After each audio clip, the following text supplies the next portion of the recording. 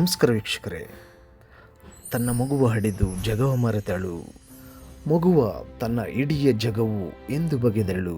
ಆತ್ಮೀಯರೇ, ಕವಿಯ ಪ್ರಕಾರವಾಗಿ ಯಾರೇ ಒಬ್ಬ ತಾಯಿಗೆ ತನ್ನ ಮಗುವೇ ಜಗತ್ತಾಗಿರುತ್ತದಂತೆ.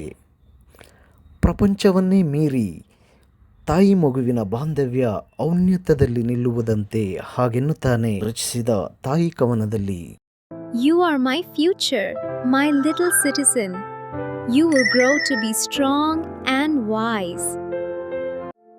My sweet child, you will grow up to be a great scholar and a noble citizen. My dearest child, you are the future of this land. The promise of a brighter tomorrow rests in your hands. ಮಗುವು ದಿನವೂ ಆಡಿ ಬರಲು ಹೆಮ್ಮೆ ಪಡುವಳು, ಮಗುವು ಬೇಗ ಬಾರದಿರಲು ಕೂಗಿ ಕರೆವಳು.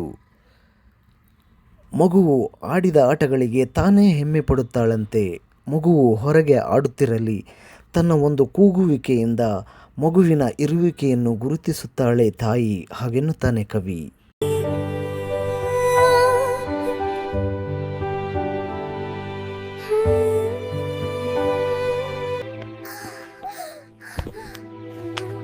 Where did you go? Come back here right now. Please answer me.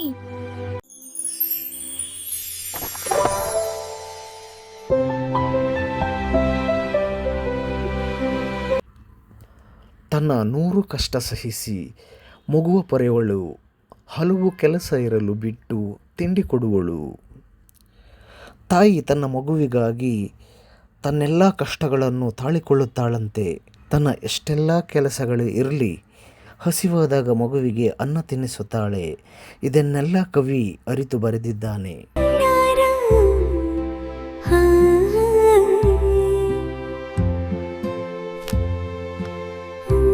Come on, open up. Just one more bite for mother.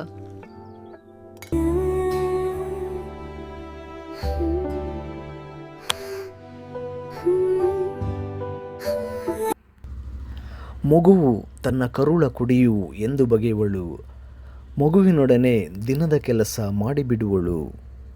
ಕವಿಯ ಪ್ರಕಾರ ತಾಯಿ ತನ್ನ ಜೀವಕ್ಕಿಂತಲೂ ಮಗುವಿನ ಜೀವ ಮತ್ತು ಜೀವನವನ್ನು ಜೋಪಾನವಾಗಿ ನೋಡಿಕೊಳ್ಳುತ್ತಾಳಂತೆ.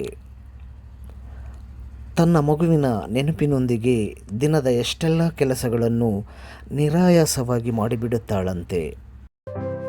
ಮಗನೇ, ನೀ ನನ್ನ ಜೀವ. ನಾನು ನಿನ್ನ ತುಂಬಾ ಪ್ರೀತಿಸ್ತೀನಿ. ನೋಡು ಚಿನ್ನ, ಇದು ಸಿಹಿ ಸಿಹಿ carrot. ತಗೋತೀಯಾ?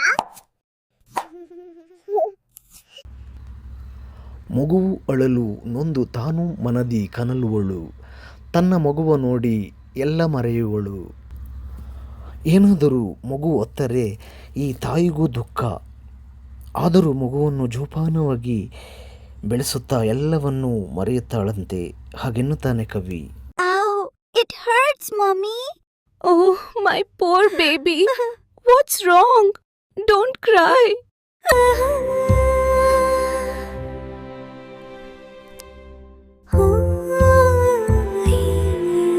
Sleep now, my darling, safe in my arms.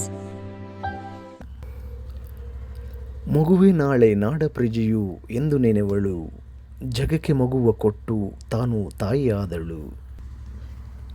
ಮಗು ಭವಿಷ್ಯದ ಪ್ರಜೆಯಾಗಿ ಹೇಗಿರುತ್ತದೆ, ಏನಾಗುತ್ತದೆ ಎಂದೆಲ್ಲ ನೆನಪಿಸಿಕೊಳ್ಳುತ್ತಾಳಂತೆ. ಜಗತ್ತಿಗೆ ಮಗುವ ಕೊಟ್ಟ ಈ ತಾಯಿ. ಹೀಗೆ ಕವಿ ತಾಯಿ ಮತ್ತು ಮಗುವಿನ ಬಗ್ಗೆ ತನ್ನ ಭಾವನೆಗಳನ್ನು ಚೆಲ್ಲುತ್ತಾನೆ.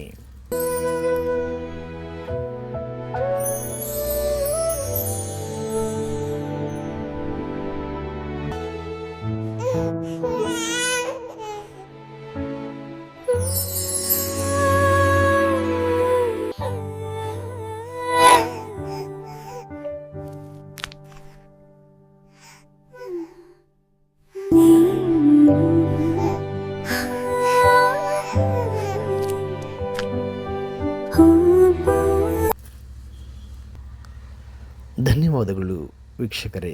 ಮತ್ತೆ ಸಿಗೋಣ ಮುಂದಿನ ವಿಡಿಯೋದಲ್ಲಿ. Thanks for watching.